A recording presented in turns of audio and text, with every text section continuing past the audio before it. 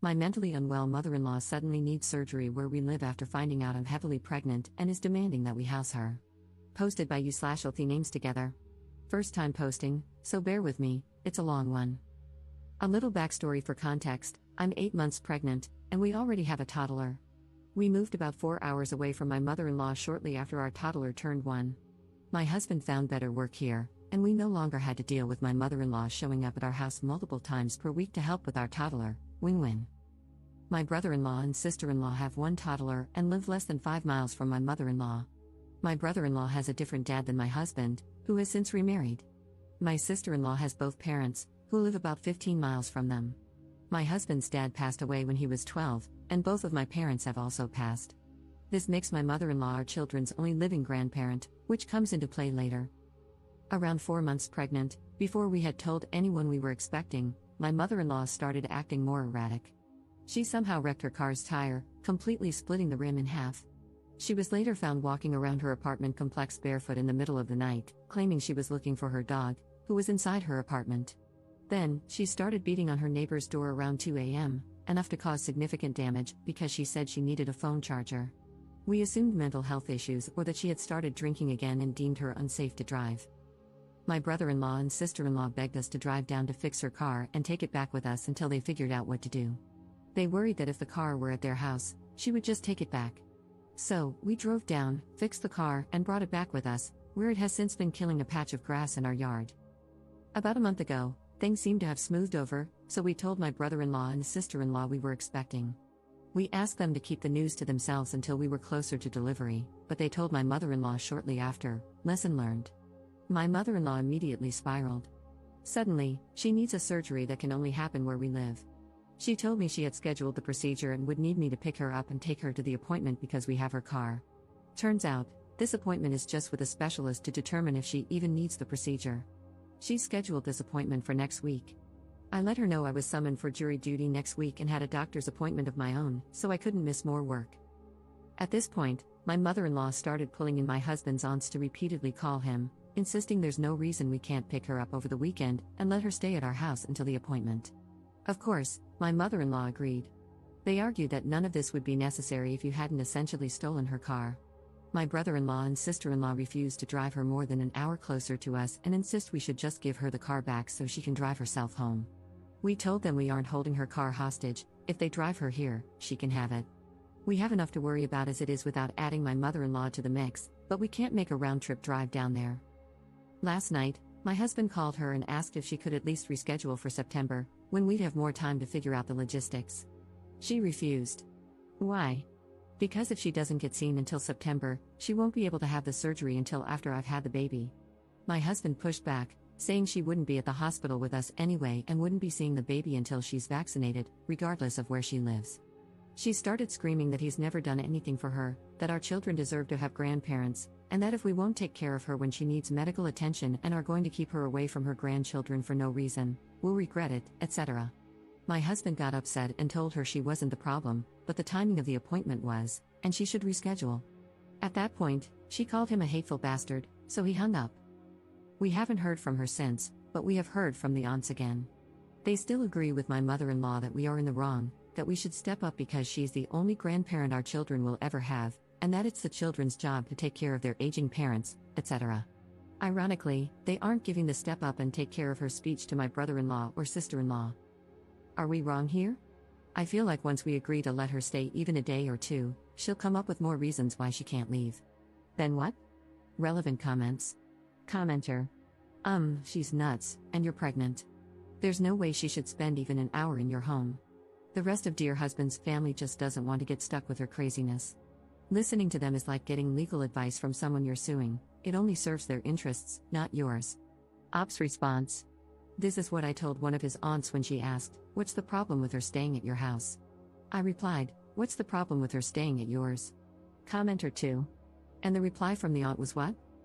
Also, she called her son a bastard? Does she know what she called herself there? Op's response. She said it's not her place because it should be us stepping up to take care of her, adding some of the "this is the only mom you're gonna get" guilt herself. And yes, it was his mom who called him a hateful bastard, but she definitely didn't see it as an insult to herself. My husband said she had never tried to use his dad's death against him and couldn't understand why she would go that far over being asked to reschedule a doctor's appointment. Commenter 3. You can probably hire a bonded driver to drive it back to her, it might be cheaper. A dark thought does cross my mind, though. Have the car checked by a mechanic before you return it to her. Heaven forbid she gets into an accident, and then blames you for sabotaging her car while it was in your possession. Personally, I would have a relative drive it over and drop it off with a brother-in-law and sister-in-law since it was their idea to have you take it in the first place. Give it back to them and let them deal with it, you have enough to do. Ops response. Oh, that's a very good point and something I could definitely see her doing. We will definitely have a mechanic look it over and provide us with something on paper stating the car's condition. If we don't take it to the aunt's house, we'll definitely be dumping it at my brother-in-law's house. Update 3 weeks later. So, my mother-in-law's appointment was 2 weeks ago. She stayed with Flying Monkey Aunt, and my husband and I took her car to the aunt's house. I stayed in the car with our toddler while my husband walked right past his mom, who was waiting for him in the driveway, and went straight to his aunt on the porch. He handed her my mother-in-law's keys and said, "We still don't feel that she is safe to drive, but if you do, you can be the one to give her the keys back." We had taken the car to a mechanic, who performed a multi-point inspection and provided us with a report stating that the car was in excellent condition. The only thing it would need was an oil change in 1,500 miles. Her appointment was the day after we returned the car, and it was with a stomach doctor to have a feeding tube placed. Head Flying Monkey Aunt called my husband after the appointment to inform him that the doctor wouldn't proceed with the procedure but said he would reevaluate in 2 months if her symptoms changed. I doubt that's what he actually said, he likely just told her no, but okay. My husband sent my brother-in-law a picture of the mechanic's report, told him we were done providing any future assistance, and wiped our hands of the whole situation. Fast forward to this week, my husband has been out of town all week because he was able to relocate with his job. They're covering all our moving expenses, the first 2 months' rent, the whole 9 yards. No one knows yet, as I've left it up to my husband to tell them when he wants. He says he doesn't want to tell them until we're already moved and settled and that he doesn't want them to know our exact location, just tell them the state we're in. We're beyond excited. A moving company will be coming 6 weeks after the new baby is born. We just have to make it until then, but we'll be gone by Christmas. This past Monday, the first day my husband was gone, he got a call from my brother-in-law saying that my mother-in-law is claiming she needs 4 new tires and new brakes. My husband called me after and said he laughed at him, asked if he wanted another copy of the mechanic's report, and when my brother-in-law said no, told him it was his problem to worry about now. Everything was peachy until last night, when my mother-in-law sent me a text that read, "Hey, how are you doing? I have missed you so much and would have come to the car and talked to you and toddler if Aunt was not so afraid of her children getting COVID. Love and miss you so much. Please call me when you can, love. I have called you a few times and just got voicemail. I know this part of pregnancy is difficult, but I am so excited. I'm staying with Aunt a week before your due date and until I can see baby." I could have screamed if it wouldn't have woken my toddler up. I haven't responded to her, but I sent a screenshot to my husband and told him to handle it. He told me not to respond at all and that he doesn't want to reach out to anyone until he's back in town tomorrow. He says responding now is exactly what she wants, and we're not going to give her a chance to twist our response into us agreeing that she can see the baby. I see his point. It's not like she knows where our house is, but she does know which city we live in. I guess she could just drive around aimlessly looking for our car? What I'm really looking for is advice on how to phrase our response to make it perfectly clear that she is not welcome at our house, both for her and for his family, because they'll inevitably get pulled into this next. Relevant comments. Commenter. Is it just me, or is the mother-in-law's appointment in 2 months close to your due date? That seems convenient, doesn't it? Ops response. It's also convenient. Everything is on her timeline, exactly what/how she wants it to be. Most of what she says is so contradictory that it drives me mad.